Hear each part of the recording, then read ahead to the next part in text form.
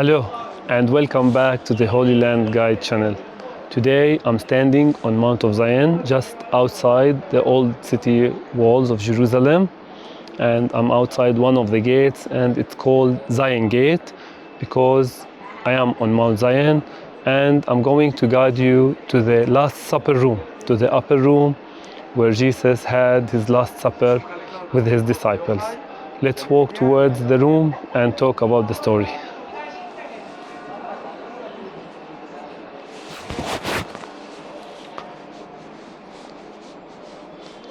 Okay, I'm walking towards the Last Supper room, the upper room.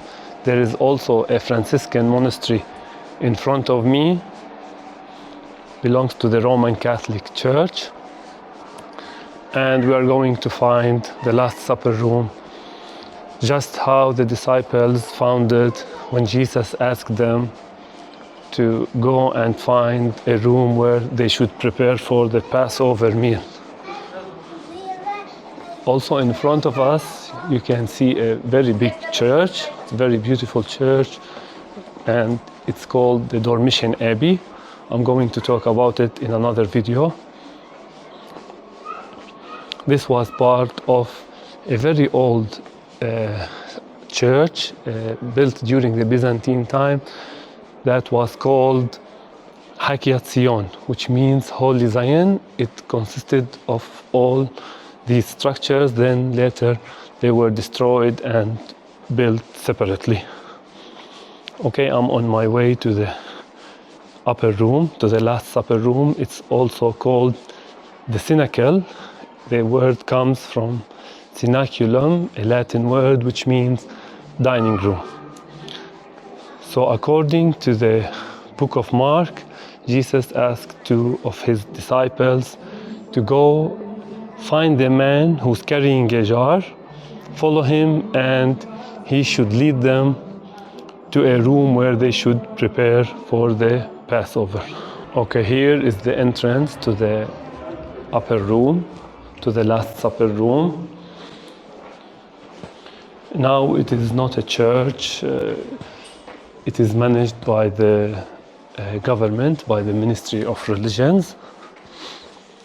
And I'm going to tell you the story when we arrive up.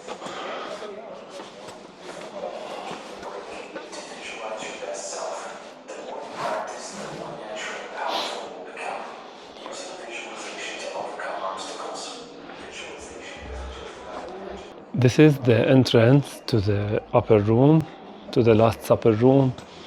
And when Jesus asked his disciples to find a man carrying a jar, usually tourists ask me that it's a common thing, like you could find 100 men carrying jars, but that was not the case, because carrying a jar was a woman's job, and it was a disgrace for a man to carry a jar, but it was a sign from Jesus to his disciples. They found the man and they followed him to this place where they prepared for the Passover meal, and then it was the Last Supper. You can see around me the remains, the arches, the capitals, the most things remains in this place is from the Crusaders period, from the 12th century. Of course, this was not the first structure that was built in this place, but the first structure was built by the Judeo-Christians, the early Christians, after the disciples started their preaching of the church, because here also is the Pentecost took place when the disciples were gathering this place, and tongues of fires came down on them and they were filled with the Holy Spirit. The Pentecost happened 50 days after the resurrection of Jesus. They used this room together after Jesus was crucified and resurrected.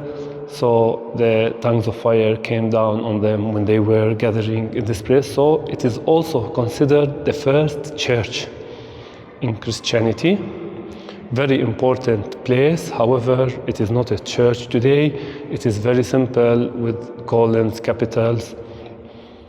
After the first church was built here, the Byzantines, they built a very big church here, not just this place, but it also consisted of different areas in Mount of Zion, and it was called Holy Zion, which means Hagia Zion, which means Holy Zion. Then this church was destroyed by the Persian invasion in the 7th century. After that, when the Crusaders came, they rebuilt the structures separately. And as I said, we can see the arches, the capitals. These are all remains from the Crusaders period, from the 12th century. Then when the Muslims came, they took over this place and they converted this room to a mosque. And you can see in front of me is a niche in the southern wall, and this niche, the Muslims use it. It directs toward Mecca. When they pray, they should face this wall. And you can also see on the windows, you can also see inscriptions, Arabic inscriptions, probably from the Quran.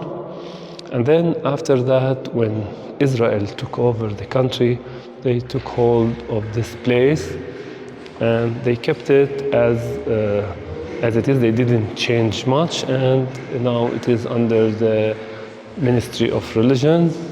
That's why they didn't do much changes at this place. Here, this place is very important for Christians. As simple as it is very important, because here Jesus instated the Eucharist Sacrament. He took the bread and make thanks and breaks it and gave it to his disciples as his body, and he drank wine and blessed it and gave it to his disciples as a symbol for his blood that was spilled on the cross the next day. So very important place for Christians. And if you ever come to the Holy Land, you should make sure to visit the upper room, the Last Supper room. Jesus also here predicted that Judas is going to betray him, and also predicted that Saint Peter was going to deny him 3 times, which happened later that night. Okay, now we'll go outside and go back.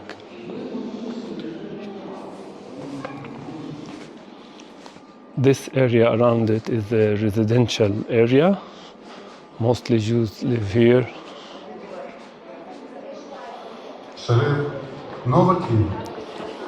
And again, if you see around, it's very, very old buildings, and mostly stayed from the Crusaders period, renovated, and now it is used as a residential area.